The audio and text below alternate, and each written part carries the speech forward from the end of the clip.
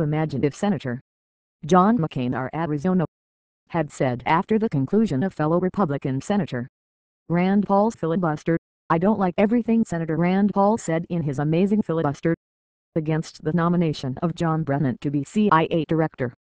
But I love to death that he said it." He would have come across as gracious, thoughtful and tempered.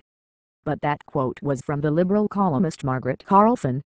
Instead, as he has done so many times in his career, McCain lost his cool with Rand Paul and sounded like the old man down the street screaming to the new kid on the block, "Get off my lawn." It was worse than that actually. It is one thing for McCain to revive the personal animosity many conservatives have felt toward the senator so enamored of garnering media elite opinion and so dismissive of the First Amendment, e.g. campaign finance reform. But he did something worse.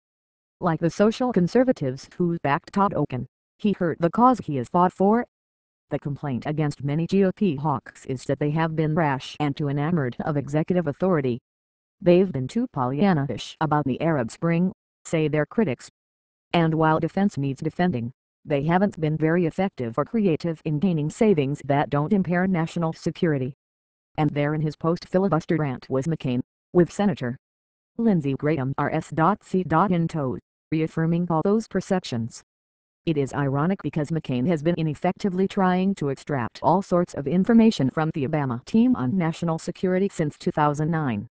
You would think he'd see a larger picture here and recognize that the benefit of challenging Obama on drones might help him in his fight for information he deems important. But no, that's not McCain's style. McCain has always been more gracious and forgiving toward Democrats than his own party. Some attribute this to his zeal for mainstream media approval. Others point to his pugnacious personality and Groucho's marks like aversion to any club or party that will have him as a member. Whatever the reason, he is making a serious error of the type that recently has plagued many conservatives in a variety of policy arenas. The policy with no limits is not sustainable. And an approach to foreign or domestic policy that shuns prudence, balance and recent experience isn't conservative. Peter Berkowitz, author of The Constitutional Conservatism, wrote in December 2012 about conservatism in other policy realms.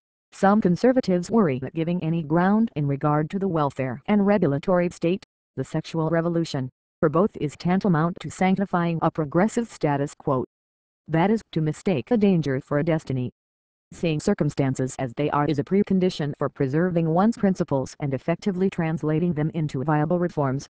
It is a mistake for conservative hawks is to view any limitation constitutional, fiscal, real world as a threat to their well-meaning effort to maintain U.S. influence in the world.